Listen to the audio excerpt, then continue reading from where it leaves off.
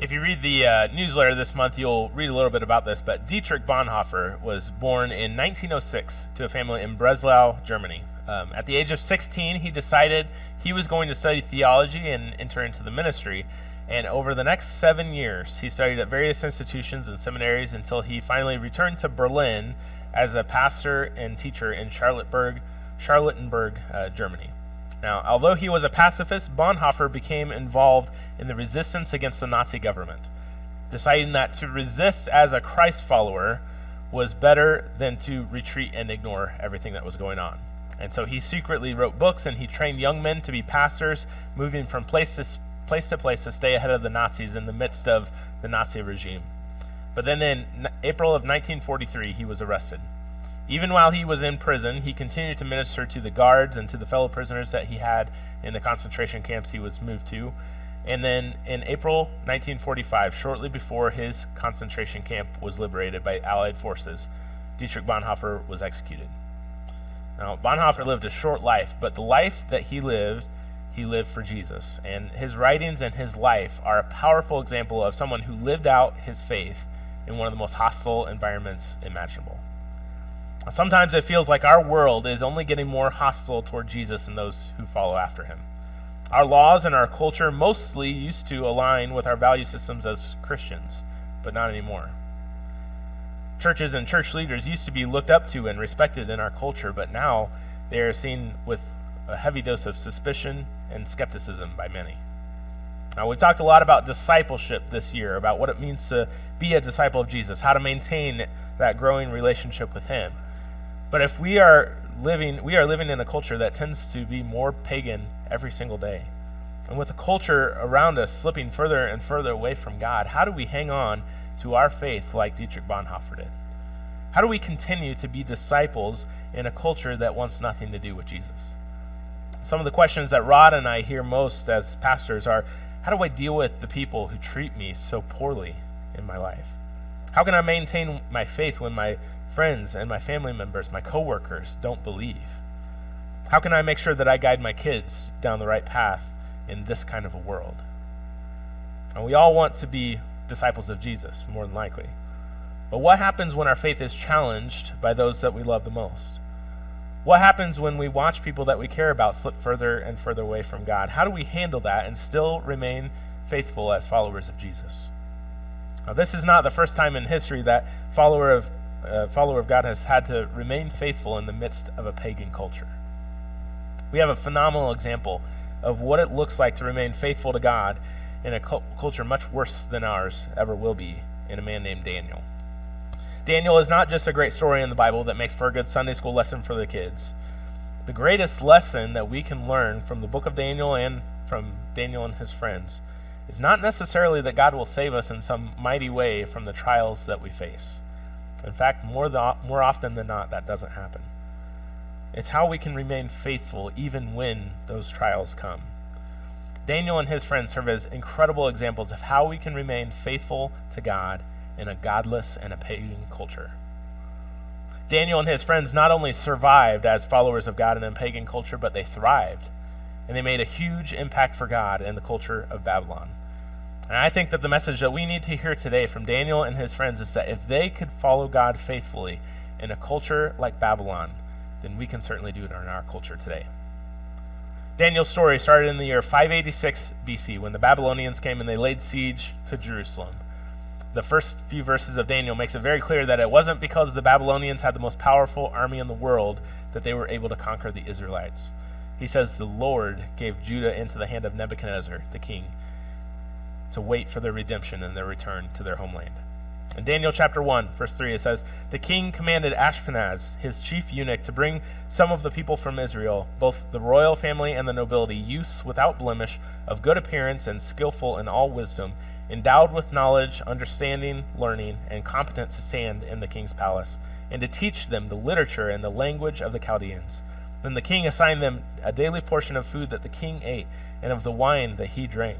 And they were to be educated for 3 years, and at the end of that time they were to stand before the king. And among these were Daniel, Hananiah, Mishael, and Azariah of the tribe of Judah."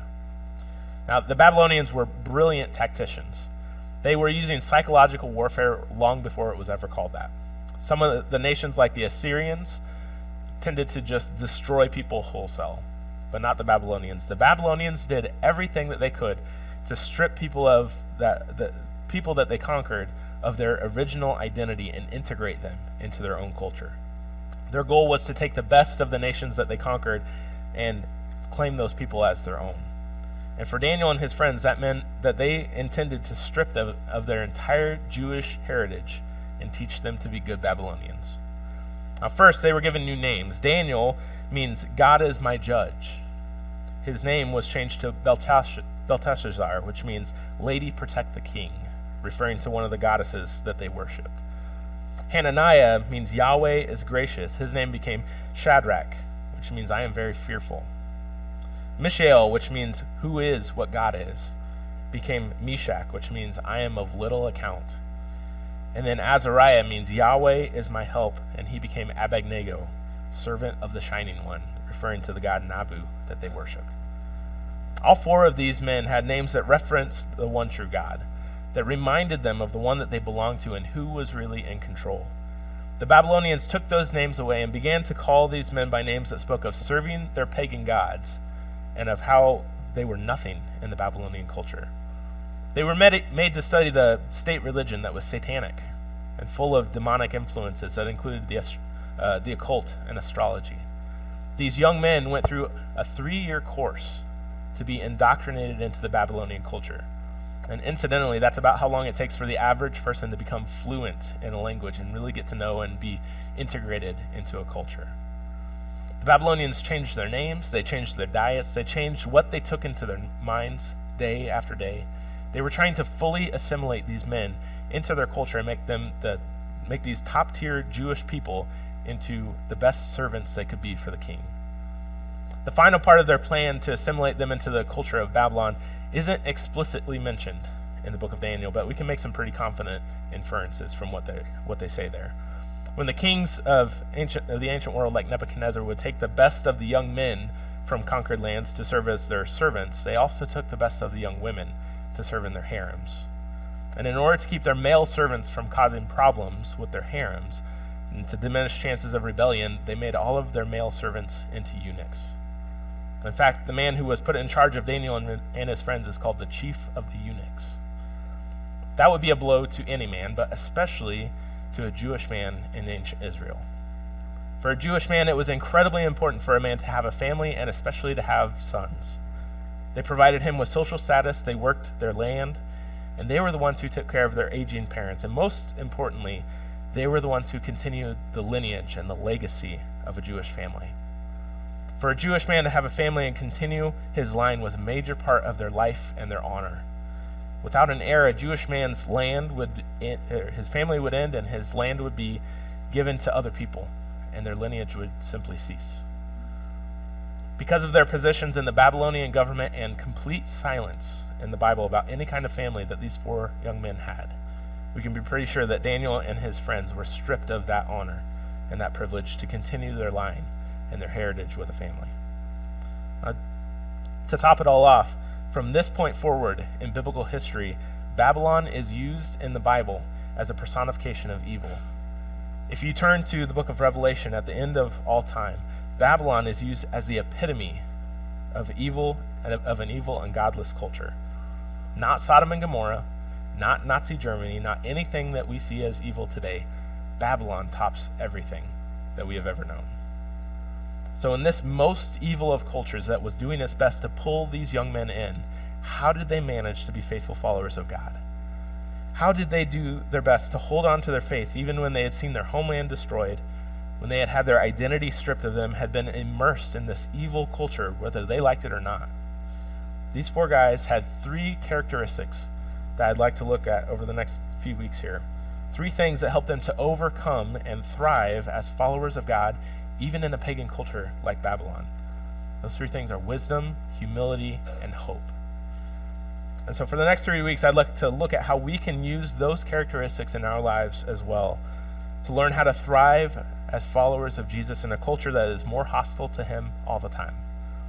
And so today I'd like to talk about the kind of wisdom that Daniel and his friends had that made him able to handle the situations that he faced in Babylon. If I asked you of the people that you know are wise, you probably immediately have several people pop into your head. The people that we think of as wise are usually people who are knowledgeable, at least about some things. They tend to be people who we go to for insight and for judgment about things. If you need some help making a big decision of some kind, you seek out those people who you see as people who are wise, people with wisdom, so they can help you make the right choice.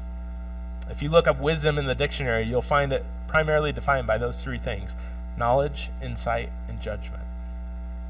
But biblical wisdom, the wisdom that is from God, is not simply those three things. That's the world's standard for wisdom. The Bible is very clear that biblical, godly wisdom looks far different than worldly wisdom.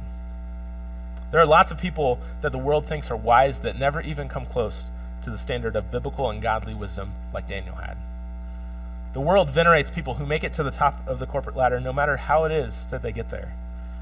They are inspired by people who gave up everything in their life to follow their career and to build wealth, even if that means that at some point they left their family behind.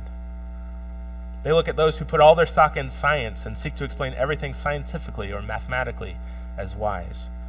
And by the same token, the world often looks at people who believe in the spiritual or the supernatural as naive and foolish. But that's not what the wisdom looks like that comes from God. The book of Proverbs is full of sayings about wisdom and what to do with it and where it comes from. In Proverbs 9:10, it says, "The fear of the Lord is the beginning of wisdom, and the knowledge of the Holy One is insight." See, true wisdom comes from seeking after God. Jesus talked about it as seeking first the kingdom of God before anything else in the world. When Solomon was given a blank check from God and told to ask for whatever he desired, he asked God for wisdom. And God was so pleased with his decision, he gave him wisdom and everything else he could have asked for as well: riches, power, peace, and reputation. James starts out his letter to the churches talking about what you do, or what we need to do when we go through suffering. And he talks about counting it as all joy when we suffer, because that testing that God uses in you to produce endurance, and he uses it to make us complete and mature in him. Right after that, he talks about this. In James chapter 1, verse 5, he says, "If any of you lacks wisdom, let him ask God, who gives generously to all without reproach, and it will be given to him." See, we need wisdom from God, not the wisdom of the world, but wisdom from God to handle the trials and the sufferings that we will go through in this life, and especially in a culture that becomes more and more pagan every day. But the great news is that James tells us we don't have to go looking for that wisdom in other places. It's available to us if we will just ask God, who James says gives generously to all. See, the mistake that a lot of Christians make is they feel that they need to be wise and capable all on their own. We often feel like we have to make it work. We have to have the ability. We have to have all the right answers. But that's not how this works. James says if you need wisdom, and all of us do, then you go first to God for that wisdom. James tells us what this kind of wisdom looks like a couple of chapters later. In James chapter 3, he says, "Who is wise and understanding among you? By his good conduct let him show his works in the meekness of wisdom. But if you have bitter jealousy and selfish ambition in your hearts, do not boast and be false to the truth. This is not the wisdom that comes from above, but is earthly, unspiritual, and demonic. For where jealousy and selfish ambition exist, there will be disorder and every vile practice." See, the wisdom of the world is all about how far ahead we can get, or how much wealth we can acquire for ourselves here on this earth. And James says that's earthly, unspiritual, and even demonic. That's the kind of wisdom that comes not from God, but from our enemy, who wants to pull us away from being disciples of Jesus. And if he can get us to follow the wisdom of the world instead of the wisdom of God, he has a pretty good chance of pulling us away. But this is what the wisdom of God looks like instead. In verse 17, he says, "But the wisdom from above is first pure, and then peaceable, gentle, open to reason, full of mercy and good fruits, impartial and sincere." That's the kind of wisdom we need to have as disciples of Jesus. That's the kind of wisdom that we need to be faithful followers of his in a pagan world like the one that we live in. So how do we do that? How do we live out that kind of wisdom in a godless culture? Well, first we have to go to God for our wisdom and not to our culture. There will always be that temptation to go to our world for the wisdom that we need instead of first going to God. How many of us, when we have a question, type it into Google before we search the pages of Scripture, right? We laugh because it's true, right? Yeah. But James says the kind of wisdom that we need comes not from the world, comes not from the people that society thinks are great and wise. It comes from God. So always go to God for the wisdom that you need. Secondly, we take a stand for the right things. And this is where we see examples in Daniel and his friends. Now, there were some things that Daniel and his friends took a stand against, but there were even more that they did not take a stand against. Now, they didn't object to being called by new names that spoke of the pagan gods that the Babylonians worshipped. See, they knew the Babylonians were trying to indoctrinate them and make them forget about their home and about their identity and about their God. But these men decided that they knew their identity was about far more than just the name that they were called by. So they didn't object to the change in their names. They didn't object to learning the culture and the language and the religious courses that they were forced to take as a part of their schooling. They didn't worship the gods that they learned about, but they were learning about the culture around them.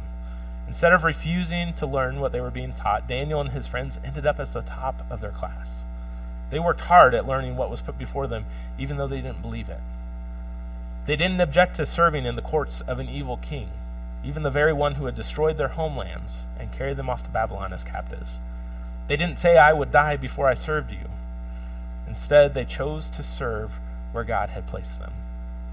Now, my question for you is this: if Daniel and his friends were to make the same choices today, to not stand up for the things that they didn't choose to stand up for, do you think they'd be criticized? Do you think that they would have people telling them they should have more courage? They should have done things differently. They should have taken a stand on every single issue that they face. Well, Daniel could have definitely taken a stand on some of the things that he made no objection to, and he surely didn't enjoy being called by a name that spoke of a false god every day. But choosing what to stand up for and what not to stand up for, and what to allow to happen to him, gave Daniel an opportunity to have real influence over some of the most powerful kings in the world at the time. Just because they didn't object to everything doesn't mean they didn't take a stand on anything. Daniel took a stand almost immediately when he got to Babylon because he refused to defile himself with the food from the king's table. Daniel and his friends refused to eat from the king's table because then their diet plan would have consisted of all kinds of food that were forbidden in the law of Moses. And so even in a foreign land, even in the courts of the king of Babylon, these four men had resolved to keep themselves as pure and as holy as possible. They also refused when the king told them who they should worship. In Daniel chapter 3, Nebuchadnezzar set up an idol 90 feet tall and 9 feet wide. And whether it was a statue of Nebuchadnezzar himself or one of their gods, we don't know. But everyone was commanded to worship at this idol. The consequences of not doing so were to be thrown into a blazing furnace alive. And when all the other people in the valley that they were in chose to bow down and worship this idol, Shadrach, Meshach, and Abednego refused. They would not worship any god but the true God of Israel. And when they were about to be thrown into the furnace, Nebuchadnezzar was furious. He said, "Who is the God who will deliver you out of my hands?" Do you hear the arrogance there? He is even feeling superior even to the God of Israel, to the one true God. No God can take you out of my hands. That's how powerful I am. And I love their response to him. In verse 16, it says, Shadrach, Meshach, and Abednego answered, saying to the king, "O Nebuchadnezzar, we have no need to answer you in this matter." Wow. "If this be so, our God whom we will serve is able to deliver us from the burning fiery furnace, and he will deliver us out of your hand, O king. But if not, be it known to you, O king, that we will not serve your gods or worship the golden image that you have set up."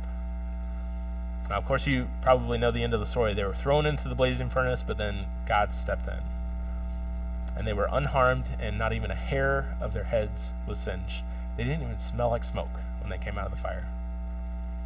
The third time we see this happen is under another king, King Darius. And by that time, Daniel was one of 3 high officials in Babylon, and his enemies knew his character. They knew his integrity, so they knew the only way to accuse him, the only way to bring him down, was to attack his faith. And so they created a decree for the king to sign that if anyone prayed to anyone but King Darius himself, then they would be cast into the lion's den. But Daniel refused to stop praying to the one true God. In Daniel 6:10, it says, "When Daniel knew the document had been signed, he went to his house, where he had his windows in his upper chamber open toward Jerusalem, and he got down on his knees 3 times a day and prayed and gave thanks before his God as he had done previously. Daniel, knowing that this decree had been signed, knowing that to pray to the one true God meant he would be executed, probably knowing this whole thing was a trap set just for him, changed nothing about his relationship with God. He didn't decide to pray silently in his head for a while. He didn't even close his windows. He knew that remaining faithful to God was the most important thing that he could do, even if it meant his death. Now, why were they willing to undergo things like 3 years of training in a pagan culture, the change of their names, and serving in the courts of a pagan king? Why would they let those things happen, but then they wouldn't eat food from the king's table? They wouldn't worship his idols or stop praying to the one true God. Well, it's because these 4 men had decided that they would keep themselves holy in what they did while still being a part of the culture, so they could have influence for God and for God's people. They were living out what Jesus said centuries later, to be in the world, but not of the world. These men participated in the culture. They helped lead this nation. They were some of the most trusted advisors that more than one king, four different kings, had while they served them. They were carried off to Babylon as youth, and Daniel served all the way from the beginning of the exile to the end. He even served King Cyrus, who was the one who signed the order for the Israelites to go back and rebuild their homeland. Daniel was doing whatever he could to follow the command of God. In Jeremiah chapter 29, when God told the Israelites they were going to go into exile, he says, "But seek the welfare of the city where I have sent you into exile, and pray to the Lord on its behalf, for in its welfare you will find your welfare." See, Daniel was making sure he was using the gifts that God had given him no matter where he found himself, no matter where God had placed him. He was focused on being in the world, but not of the world, so that he could have an influence on the culture around him for the one true God. He kept himself holy and set apart from the evil that was going on around him. The third thing that these guys did and that we need to learn as well, especially in a culture like ours, where everybody wants to have their own opinion and let everybody know what that opinion is this: we don't expect godless people to live godly lives. I can't tell you how many times I have heard Christian people rail against people who don't follow Jesus for their behavior or their lifestyle. But if we want to be influences in our world and help people to get to know Jesus, the way to do that is not to tell people how wrong they are or how horrible they are when they don't even know Jesus yet. See, we can't judge someone's lifestyle or behavior if they have no relationship with Jesus and no foundation for living according to the biblical truth that we hold to. Paul talks about this very thing in 1 Corinthians 5. He says, "I wrote to you in my letter not to associate with immoral people. I did not mean at all the immoral people of this world, or with the covetous, or the swindlers, or the idolaters, for then you would have to go out of the world. But actually, I wrote to you not to associate with any so-called brother, if he is an immoral person, or covetous, or an idolater, or a reviler, or a drunkard, or a swindler, not even to eat with such a one. For what have I to do with judging outsiders? Do you not judge those who are within the church? But those who are outside, God judges." See, our job is not to judge those outside the church, but to judge within the church. We hold each other accountable. But before we can hold other people accountable, they have to get to know Jesus first. We have no basis for judging people for things that they don't know and don't believe yet. Our job is not to convict the world of their sin. Our job is to introduce them to Jesus. That's exactly what Daniel and his friends did. They lived as a part of this pagan culture where they were placed by God so they could be influences for God in a godless culture. And they were. In Daniel chapter 4, Nebuchadnezzar, this evil pagan king, finally praises the one true God for what he had seen happen in the fiery furnace. At the end of Daniel 4, we read this: "Now I, Nebuchadnezzar, praise and extol and honor the King of heaven, for all his works are right, and his ways are just, and those who walk in pride he is able to humble." After Daniel was spared in the lion's den, Darius wrote this to his whole kingdom, which was most of the known world at the time. It says, "Then King Darius wrote to all the peoples, nations, and languages that dwelled in the earth, and said, 'Peace be multiplied to you. I make a decree that in my royal dominion people are to tremble and fear before the God of Daniel. For he is the living God, enduring forever. His kingdom shall never be destroyed, and his dominion shall be to the end. He delivers and he rescues. He works signs and wonders in the heaven and on the earth. He has saved Daniel from the power of the lions. Instead of bemoaning and complaining about the ever more pagan culture that we live in, perhaps we need to learn to be a little more like Daniel. Living in a culture but not being of the culture. Seeking to always honor God by being an influence for Jesus where God has placed us. Because people don't need us to tell them how wrong they are, how immoral they are. What people need is to learn to get to know Jesus. That won't change people's hearts. We can't change people's hearts. What will change their hearts is a relationship with Jesus. He's the only one who can change hearts. He's the only one who can change lives. And he is the one who will change us and the world around us as we make more disciples for him.